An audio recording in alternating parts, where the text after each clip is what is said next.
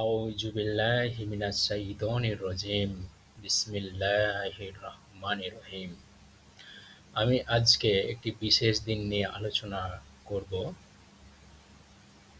জুমার দিন বিশেষ যে আমল রাসূল সাল্লাল্লাহু আলাইহি ওয়াসাল্লাম করতেন, এই সব বিষয় নিয়ে আজকে আমরা গুরুত্বপূর্ণ একটি আলোচনা করতে যাচ্ছি। রাসূলুল্লাহ সাল্লাল্লাহু আলাইহি ওয়াসাল্লাম বলেন, জুমার দিন দিবস সমূহের মধ্যে শ্রেষ্ঠ, তা আল্লাহর নিকট অধিক সম্মানিত। ইবনে মাজাহ হাদিস নাম্বার 1084। জুমার দিন বিশেষ যে আমল করতে হবে আমাদের, সপ্তাহের অন্যান্য দিনের তুলনায় জুমার দিনের আমল অনেক বেশি গুরুত্বপূর্ণ। এই দিনের বিশেষ মর্যাদার কথা জানা যায় কোরআন হাদিসের বিভিন্ন ব্যাখ্যায়।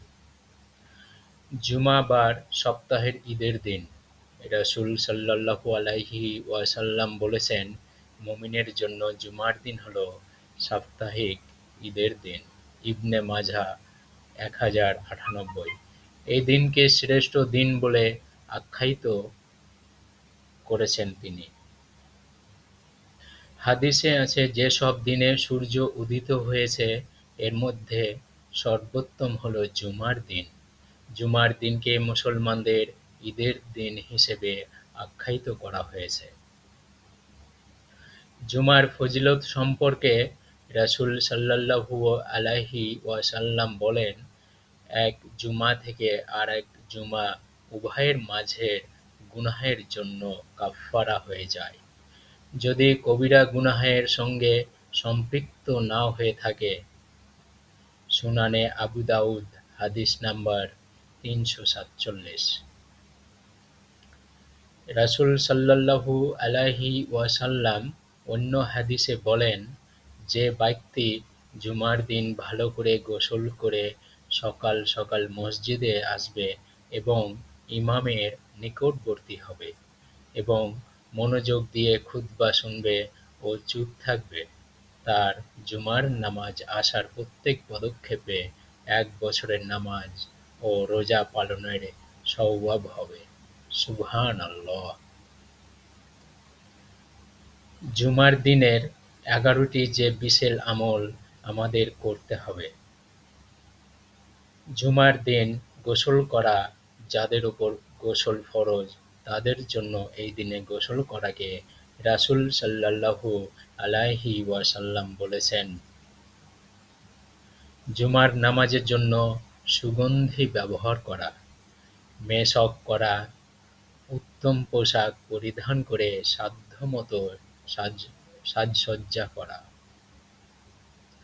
মুসল্লিদের ইমামের দিকে মুখ করে বসা, মনোযোগ সহকারে খুতবা শোনা এবং খুতবা চলাকালীন চুপ থাকা, এটা ওয়াজিব।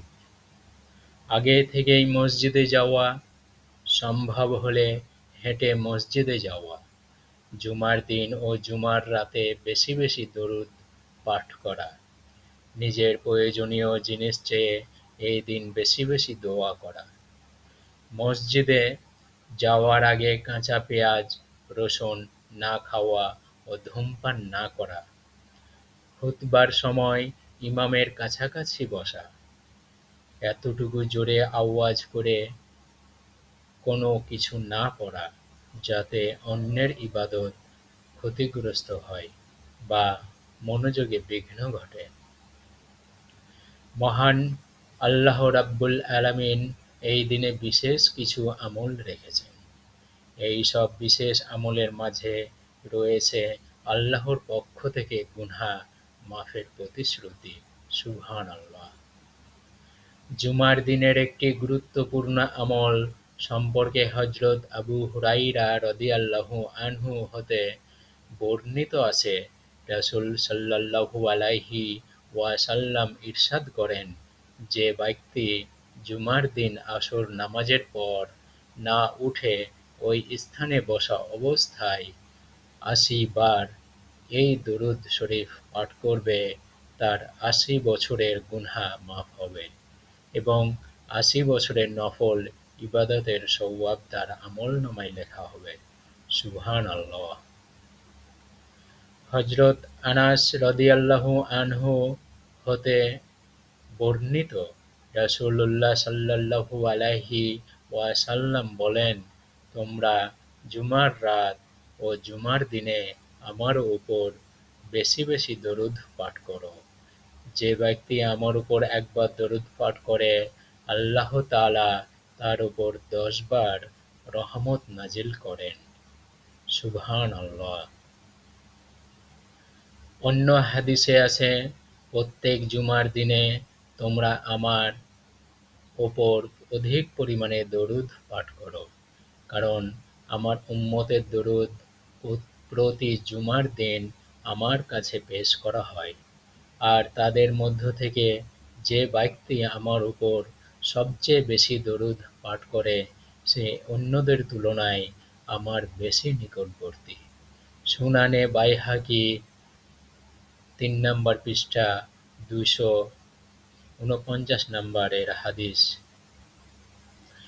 দরুদ দুটি হলো উচ্চারণ, আল্লাহুম্মা সাল্লি আলা মুহাম্মাদিন নাবিয়িল উম্মি ওয়া আলা আলিহি ওয়া সাল্লিম তাসলিমা। জুমার দিনে আরেকটি বিশেষ আমল সূরা কাহাফ পাঠ করতে হবে। সূরা কাহাফ তেলাওয়াত করা, জুমার দিনে সূরা কাহাফ তেলাওয়াত করলে কিয়ামতের দিন আকাশতুল্য একটি নূর প্রকাশ পাবে। বেশি বেশি দুরূদ শরীফ পাঠ করা এবং বেশি বেশি জিকির করা মুস্তাহাব। জুমার রাত, বৃহস্পতিবার দিবাগত রাত ও জুমার দিনে নবী করিম সাল্লাল্লাহু আলাইহি ওয়াসাল্লাম এর প্রতি বেশি বেশি দরুদ পাঠের কথা বলা হয়েছে। এমনিতেই যে কোনো সময়ে একবার দরুদ শরীফ পাঠ করলে আল্লাহ তাআলা পাঠকারীকে 10টা রহমত দান করেন এবং ফেরেশতারা তার জন্য 10 বার রহমতের দোয়া করেন। সুবহানাল্লাহ। জুমার নামাজের পূর্বে 2 খুতবার মাঝখানে হাত না উঠিয়ে মনে মনে দোয়া করা। সূর্য ডোবার কিছুক্ষণ আগ থেকে সূর্যাস্ত পর্যন্ত গুরুত্বের সাথে জিকির, তাসবিহ ও দোয়ায় লিপ্ত থাকা। হে আল্লাহ, আপনি আমাদের সকলকে হেদায়েত দান করুন এবং আমাদের বেশি বেশি দরুদ শরীফ পাঠ করার তৌফিক দান করুন। সকল ফিতনা থেকে, শয়তানের ফিতনা থেকে, দাজ্জালের ফিতনা থেকে আমাদেরকে হেফাজত করুন, আমাদেরকে রক্ষা করুন, আমাদেরকে সকল কুনজর, শয়তানের তান্ত্রিক শক্তি থেকে হেফাজত করুন। হে আল্লাহ, আমাদেরকে নামাজি বানিয়ে দিন।